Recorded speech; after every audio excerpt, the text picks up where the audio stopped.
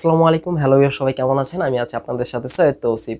আজকে আমরা একটি ওয়ালটনের গেমিং কিবোর্ড আনবক্সিং করব এবং এটার ভালো দিক এবং খারাপ দিক সম্পর্কে আলোচনা করব। তো এটা আমি 2 মাস ইউজ করছি, 2 মাস যাবত ইউজ করেছি, বর্তমানে এখনও ইউজ করছি। তো আমি এই 2 মাস ইউজ করার মধ্যে আমি কি কি প্রবলেমে পড়েছি আর এটাতে কি কি সুবিধা পেয়েছি সব কিছু আজকে আলোচনা করব।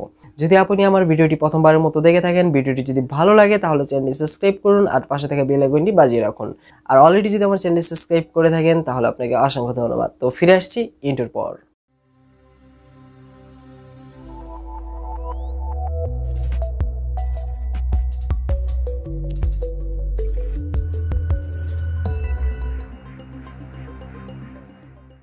ওয়ালটন বিভিন্ন ধরনের কিবোর্ড অলরেডি মার্কেট প্লেসে ছেড়ে দিয়েছে। তো আজকে যেটি নিয়ে আমরা কথা বলবো সেটা হচ্ছে গেমিং কিবোর্ড, কিন্তু এটা মেকানিক্যাল কিবোর্ড নয়, এটা 8GB গেমিং কিবোর্ড। মেকানিক্যাল কিবোর্ডগুলোতে জাস্ট আপনি যখন কিগুলোতে চাপবেন তখন এক্সট্রা সাউন্ড হবে, এটার মধ্যে কোনো সাউন্ড হবে না, জাস্ট এটা 8GB একটি গেমিং কিবোর্ড। তো এটির মডেল নাম্বার হচ্ছে WKG005WV। এটি হচ্ছে গেমিং কিবোর্ড। এটার মধ্যে হচ্ছে টোটাল কি আছে 104টি। আরও বিস্তারিত আলোচনা করব আনবক্সিং করার সাথে সাথে। তো চলে যাচ্ছি মূল টপিকে। তো এখন আমরা আনবক্সিং করব ওয়ালটনের গেমিং কিবোর্ড। তো এটা অ্যাকচুয়ালি হচ্ছে 8GB গেমিং কিবোর্ড, এটা কিন্তু আপনার মেকানিক্যাল গেমিং কিবোর্ড নয়। তো এটাকে আমরা আনবক্সিং করার জন্য এটা যখন আপনি দেখবেন তো এটা জাস্ট এই যে এখানে দেখতে পারবেন, এটা আমি ফার্স্ট টাইম আনবক্সিং করছি না, এটা আমি দ্বিতীয়বারের মতো আনবক্সিং করছি। আমি আনার পর এটা আমি আনবক্সিং করার কারণে এখানে যে একটা মনোগ্রাম দেখতে পাচ্ছেন এটা হচ্ছে কাটা আছে। আর আপনারা যখন নিউ পাবেন তখন এটা কখনোই কাটা থাকবে না। তো ওয়ালটনের এটি পণ্য, তো এটার মডেল নাম্বারটা আমি দেখাচ্ছি। তো এটার মডেল নাম্বার হচ্ছে WKG005WV। তো এটা এখানে লেখাই আছে। তো আমরা এটা এখন আনবক্সিং করব। আনবক্সিং করার জন্য হচ্ছে ফার্স্ট এখান থেকে এটা খুলে নিচ্ছি।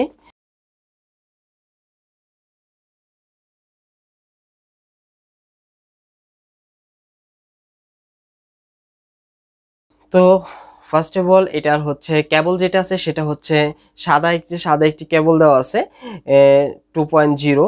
তো এটার একটি সাদা কেবল দেওয়া আছে। তার সাথে হচ্ছে এটার যে কালারটা আছে সবগুলা কির কালার হচ্ছে হোয়াইট, আর যে বডিটা দেওয়া আছে এই বডিটা হচ্ছে গোল্ডেন কালার।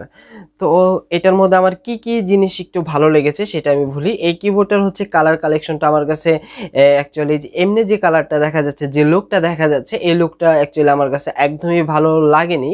কারণ কিগুলো যদি হোয়াইট না দিয়ে ব্ল্যাক দিত তাহলে খুব ভালো হতো বা ভালো লাগতো আমার কাছে। তারপর হচ্ছে এটার যে বডিটা আছে সেই বডিটার কালার যদি তারা ব্ল্যাক করতো তাহলে ভালো হতো। আর এই কিগুলো যদি এতটা বাইরের দিকে না দিয়ে একটু ভিতর দিকে থাকতো, সাধারণ কিবোর্ডে যেরকম থাকে আর কি সেরকম যদি থাকতো তাহলে আমার কাছে খুব ভালো, তাহলে খুব আমার কাছে ভালো লাগতো। আর তাছাড়া এটা দিয়ে টাইপিং করাটা প্রথম অবস্থায় আপনারা যারা হচ্ছে সাধারণ কিবোর্ড ইউজ করেছেন তারা যদি এই কিবোর্ড ইউজ করেন তাদের কাছে টাইপ করাটা প্রথম অবস্থায় একটু ঝামেলা লাগবে। কারণ একটি ঝামেলা লাগার কারণ হচ্ছে কিগুলো হচ্ছে উপরের দিকে বের করা বা হাতের স্পর্শ দিয়ে একটু টাচ করাটা একটু ঝামেলা। আর তাছাড়া যদি আপনার এটা অ্যাডজাস্ট হয়ে যায় আপনারা খুব ভালো পারফরমেন্স পাবেন। তো বর্তমানে এটা আমার অভ্যাস হয়ে গেছে, আমি এটা চালাতে চালাতে আমার অভ্যাস হয়ে গেছে, আমি এটা দিয়ে ভালো কাজ করতে পারি এখন। লাইটিং এর যে সিস্টেমটা আছে সেটা আমার কাছে খুব ভালো লেগেছে। এটা লাইটিং যে সিস্টেমটা আছে, লাইটিংটা গর্জিয়াস, তো আমার কাছে খুব ভালো লেগেছে। জাস্ট এই 3টা প্রবলেম ছাড়া আর আমার কাছে সবকিছুই ভালো লেগেছে। সাধারণ কিবোর্ডে যতটা থাকে, মানে সাধারণ কিবোর্ডে কি চাপার পর যতটা ফাস্ট যায় তার চাইতে কিছুটা পরিমাণ ফাস্ট এটা থেকে আপনারা কিগুলো যখন চাপবেন সেই লেখাগুলো তার চাইতে কিছুটা পরিমাণ ফাস্ট উঠে যাবে, মানে ফাস্ট টাইপিং কিছুটা হবে। আর তাছাড়া ব্যতীত সবকিছুই ভালো আছে। তো তাছাড়া আমার কাছে সবকিছুই ভালো লেগেছে। এখন আমরা এটাকে পিসির সাথে লাইন দিব, পিসির সাথে লাইন দিয়ে দেখাবো যে এটার হচ্ছে কালার কালেকশনটা কেমন। তো তার জন্য হচ্ছে আমরা এই কেবলটাকে ছাড়িয়ে নিচ্ছি এখন।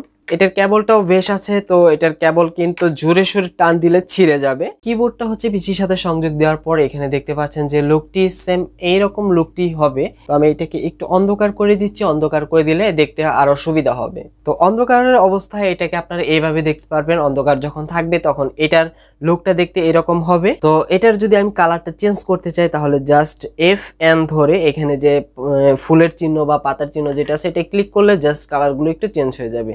মানে জ্বলবে নিভবে এইরকম আর কি। তো কি এমনিতে কালারটা আমার কাছে খুব ভালো লেগেছে, যে গেমিং গেমিং একটি ভাব আছে এটার মধ্যে। অ্যাকচুয়ালি গেমিং যে একটা ভাব থাকা দরকার সেটা আছে। জাস্ট এই কিবোর্ডগুলো চাপলে যে একটা মেকানিক্যাল কিবোর্ড চাপলে যেরকম একটি সাউন্ড হয়, সেই সাউন্ডটা শুধু এটার মধ্যে নেই। তাছাড়া ব্যতীত সবকিছুই ভালো আছে। তাছাড়া হচ্ছে কিবোর্ডের মধ্যে যে লাইটিং সিস্টেমটা করেছে সেটা আমার কাছে সবচেয়ে বেশি গর্জিয়াস লেগেছে। যেহেতু এটা প্রাইস কম, প্রাইজের তুলনায় কিবোর্ডটি আসলেই ঠিক আছে। সম্পূর্ণ ভিডিওটিতে কিবোর্ডের ভালো দিক খারাপ দিক সম্পর্কে আলোচনা করেছি, তো কিবোর্ডটা আনবক্সিং করেও দেখিয়েছি। তো এটার প্রাইসটা এখনো বলা হয়নি, এটির প্রাইস তেমন বেশি না, এটির প্রাইস হচ্ছে মাত্র 850 টাকা। যেহেতু এটার প্রাইস কম তার জন্য এই কিবোর্ডটার প্রাইসের সাথে কিবোর্ডটার অ্যাডজাস্ট পারফেক্ট। তো আমার কাছে খুব ভালো লেগেছে, এই দামের মধ্যে এই কিবোর্ডটা আসলে খুব ভালো। যদি বাজেট বেশি হয়, যদি আপনাদের বাজেট বেশি হয় তাহলে মেকানিক্যাল কিবোর্ড কিনবেন, আর যদি বাজেট কম থাকে তাহলে আপনারা এই কিবোর্ডটি ইউজ করতে পারেন। এটা দিয়ে আপনারা সব কিছুই করতে পারবেন, এতে আপনার কোনো প্রবলেম হবে না। এই কিবোর্ডটির চাইতে যদি আপনারা মেকানিক্যাল ইউজ করেন তাহলে মেকানিক্যাল কিবোর্ডটিতে এর চেয়ে আরও ভালো পারফরমেন্স পাবেন। তো এতক্ষণ সময় ধরে ভিডিওটি দেখার জন্য আপনাকে অসংখ্য ধন্যবাদ। তো সবাই ভালো থাকবেন, সুস্থ থাকবেন, দেখা হবে পরবর্তী ভিডিওতে। All the best, take care.